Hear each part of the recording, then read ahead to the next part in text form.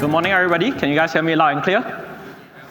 There's 3 more sessions before lunch, so I'll just keep it short and sweet.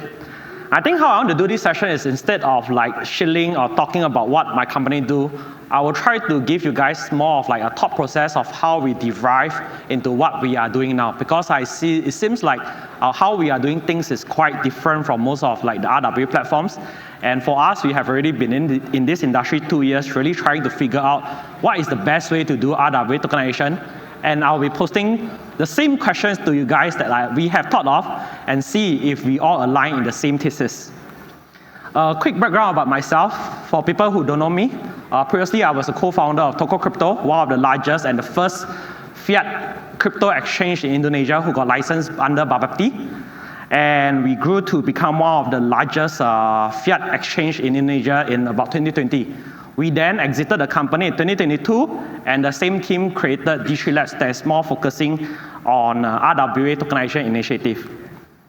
So what we have been doing since 2023 has really been working very closely with Indonesia regulators, because we have been building relationship with Indonesia regulators since 2018, and we want to continue the effort and move the regulatory initiative from crypto exchanges into tokenization. Over the last 2 years, we did a lot of like POCs, trial, thesis proving and debating with the different regulators on what is actually the best model we can use it to implement and really make Indonesia become the hub for tokenization. I think you guys have seen this chart very frequent. What people discuss is always about the potential. We know that tokenization has a very big potential. BCG forecast that it will go to 16 trillion in 2030 is just 5 years ago. And as of now, even when we consider stablecoin, we are only seeing about a total market cap of about 200 billion US dollar. How do we get to the additional $15.8 trillion opportunity where we say we want to achieve it within the next 5 years? Potential is there, but how?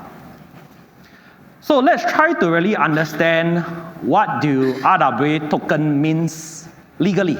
Because we can say it represents securities, we can say it is whatever, but at the end of the day, as a legal instrument, what kind of legal rights do you actually have by holding an RWA token?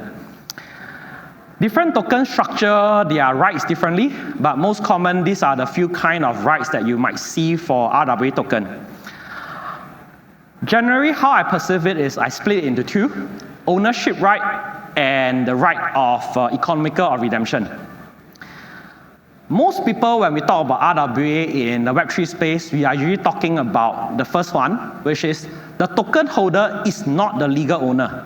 The token holder is just a person with the right of redemption or the right of economical benefits. So let's say, for example, stablecoin. What is really stablecoin? It's not regulated as a payment. It's not regulated as an e-money. What it really means in terms of legal-wise is a right of redemption from the underlying issuer. Same thing for RWA. If you guys can dip into most of how the existing RWA is being structured, it's a right of economic benefit. When you buy the RWA token, you are entitled to receive the monetary value of the underlying asset, but you will never be able to exchange for the underlying asset itself. Then, let's talk about the other kind of token, which is the ownership token. This is a lot more complex. So let's say when we talk about real estate ownership token, it infringes different kind of real estate or land ownership property law in different countries.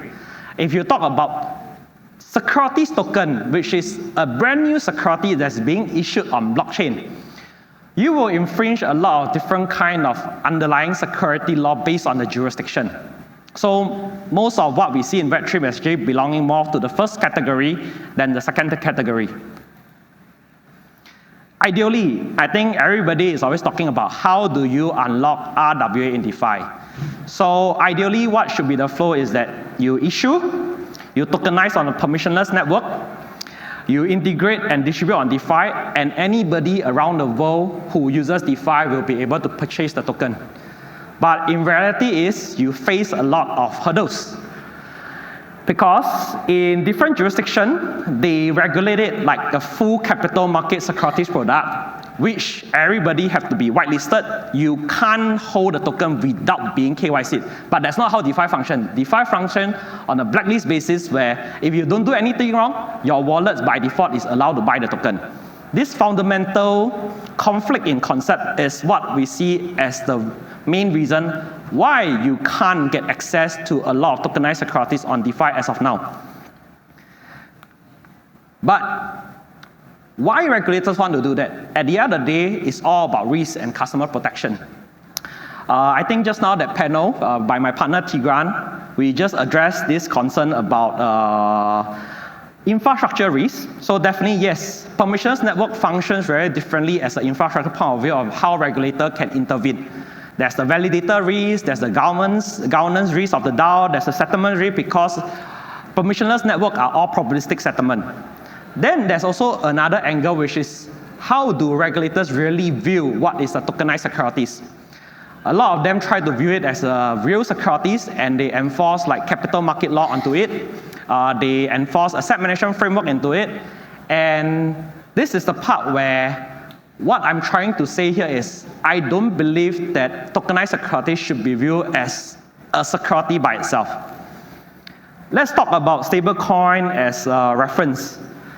Stablecoin, by how we define the FAT travel rule, is that anybody above $1,000 holding supposed to be KYC'd because to prevent AML.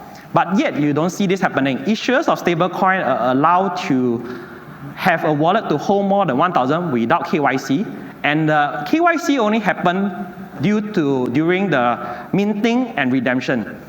This is how I view it as an explanation, because at the end of the day, stablecoin is not the actual money itself. The fiat money sits with the underlying custody bank, and when you interact with the actual fiat money, you have to do KYC. And this is also proven by why you see most countries nowadays are having a separate stablecoin framework on top of their existing e-money license, existing payment license, existing banking license.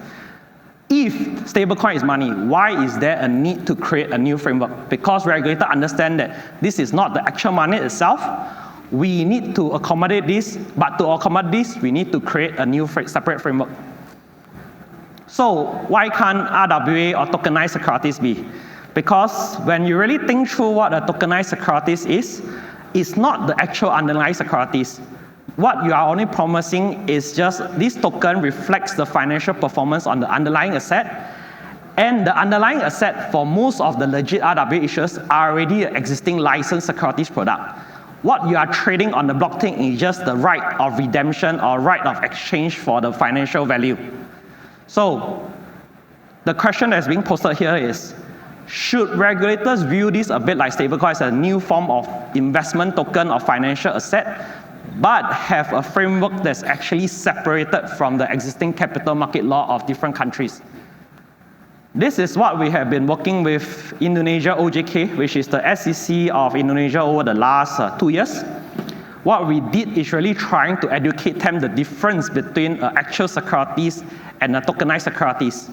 And what we want to do is really, how can we use Indonesia as a jurisdiction, as a friendly regulatory jurisdiction, on using it as a tokenization hub where different issuers across the world can come to Indonesia, work with us, and then we allow them to unlock the distribution channel on DeFi and also to the Web3 community.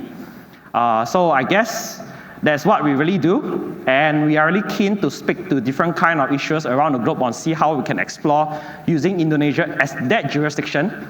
The product can be anywhere, like I think just now you guys mentioned about SPV, about different kind of legal structure. Even an overseas asset can be legally structured to be sold through and launched through Indonesia jurisdiction. And I guess this is the main homework that we have been working for and will be working for over the next few months. Yep, I think that's all what I have. Thank you, everybody. Hopefully I give a thoughtful session to you guys. Yep.